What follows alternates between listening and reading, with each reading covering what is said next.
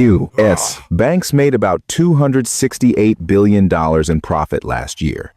And you need to ask one simple question: where did that money come from? You think it came from genius banking? No, a big chunk of it, and I'm using the word on purpose, disgusting, came straight out of regular people's pockets. Not through fair business, through tricks, hidden fees, and systems they pray you never notice. Before we start, you need to understand one thing. Your bank is not your friend. I know their ads show happy families and friendly smiles, but behind that smile is a business model built to drain your ability to save money.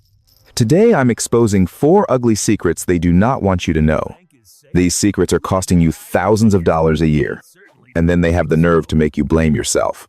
So why can banks profit that hard while normal people can't keep even a few $100s? Why does your paycheck hit and then your money disappears? Is it really because you're bad with money? Or is there a trap sitting there, waiting for one small mistake so it can bite? Are those small fees actually small? Or are they the quiet way they pick your pocket every single day without you feeling the pain right away? And why is this whole system so predatory? Aimed straight at people living paycheck to paycheck. People on lower income. People who get hit with fees the most. We're going to expose all of it right now. Welcome to 4 dirty bank secrets keeping you from saving money. And now, keep rolling with Miles Invests.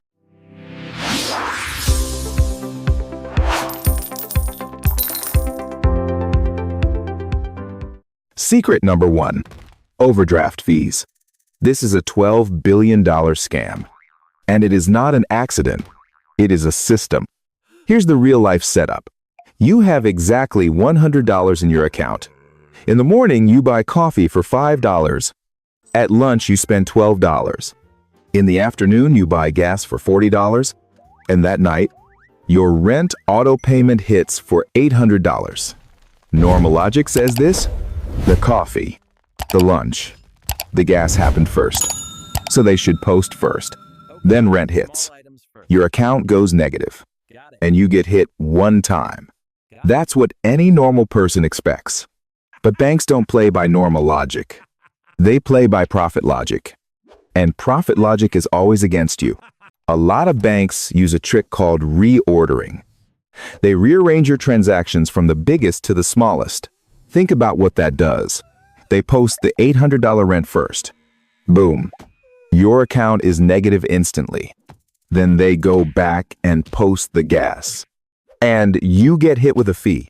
Then lunch. Fee again. Then coffee. Fee again. So instead of one overdraft fee, you get hit 3 or 4 times. You were short by a few bucks. And suddenly, you're paying fees like you committed a crime. That is a trap. That is engineered. It's designed to make you go negative earlier, so they can charge you more times. And who gets hit the hardest? Not rich people. People who are already struggling. People living tight. That's what makes it so predatory. It's basically a penalty on being broke. So if you've ever gotten hit by overdraft fees and you thought, I'm just unlucky, stop. You're not stupid. You're inside a system built for you to lose. And this is why your saving keeps getting reset. Every time you climb a little, they pull you down with fees. Now do this. If you've ever been hit by an overdraft fee, comment number 1. If you want me to show you how to shut down the overdraft trap this week, hit like and subscribe. Because I'm not here to motivate you. I'm here to help you stop getting robbed. Secret number 2 hits your saving money problem directly. A lot of big banks pay savings interest at 0.01%. Let that sink in. Not 1%, 0.01. If you park $10,000 there, after 1 year, they give you about $1. That is not saving. That is a joke. And the bank wants you to believe it is normal. So you stay quiet, stay loyal, and keep letting them drain you slowly. Here is the disgusting part.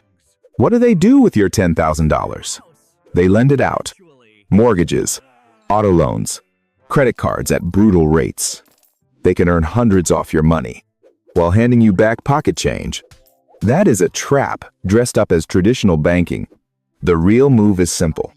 Put your savings into a high-yield savings account, the kind that pays around 4 to 5%. Same idea. Safer, insured. But now, your money actually works. $10,000 at around 4 to 5% can earn roughly $400 to $500 a year. That is real money. And you did not take some crazy risk. You just stopped letting the bank rob you with a fake savings rate. Secret number 3.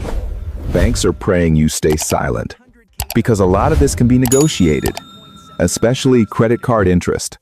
There is data showing about 83% of people who call and ask for a lower interest rate actually succeed. 83%. That is not luck. That is a high win rate. Most people never call because they feel awkward, or they think they do not have the right. That fear is profit. The system is predatory because it feeds on people who stay polite and quiet while getting bled.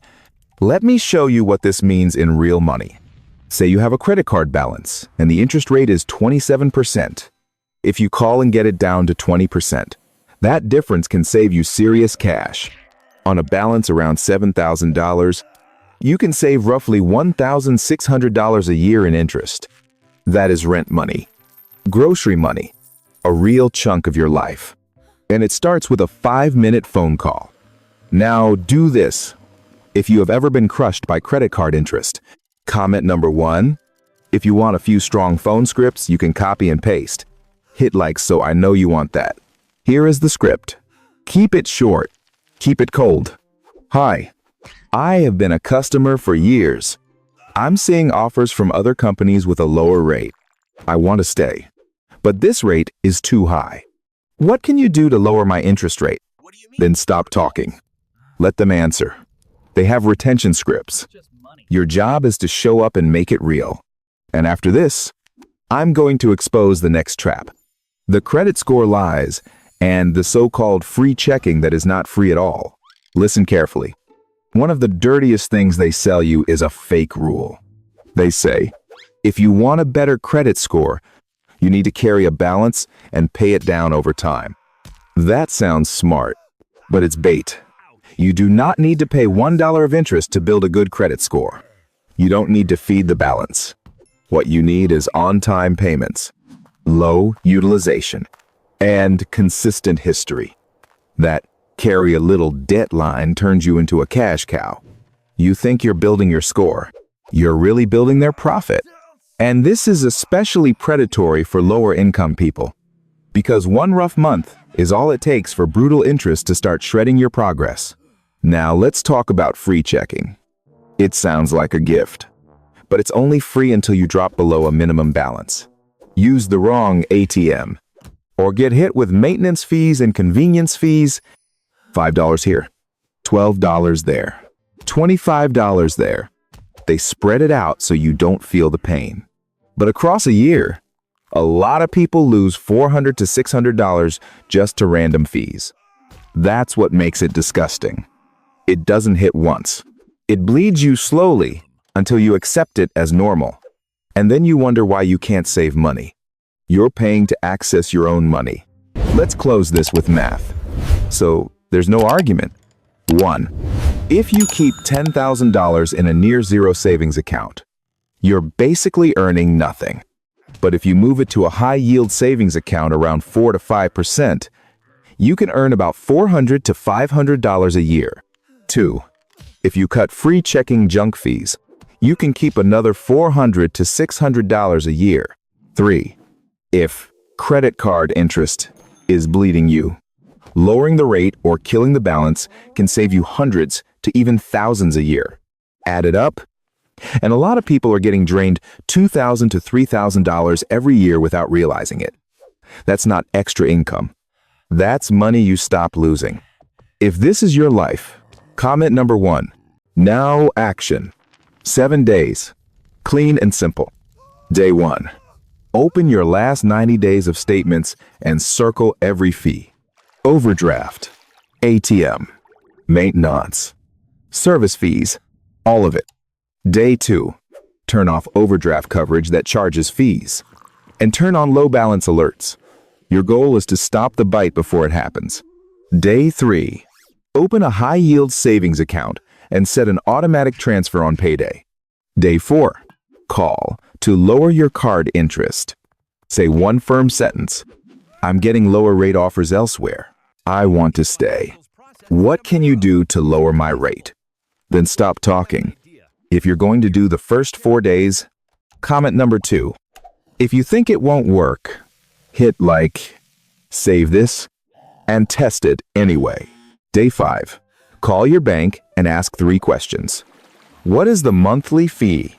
What is the exact requirement to waive it? And what do out-of-network ATM withdrawals cost? Day 6. If they keep bleeding you, switch the account or switch the bank. Loyalty to someone picking your pocket is financial self-destruction. Day 7. Take the money you just stopped losing and build a buffer. So overdraft can't catch you again. Here's the lesson.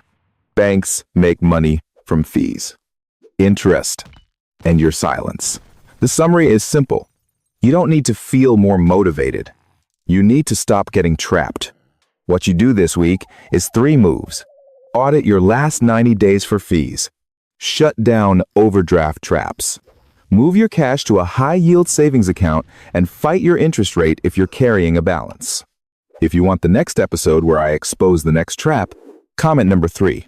And if this saved you even $1, subscribe, because this channel exists to keep normal people from getting harvested. This isn't financial advice. This is math.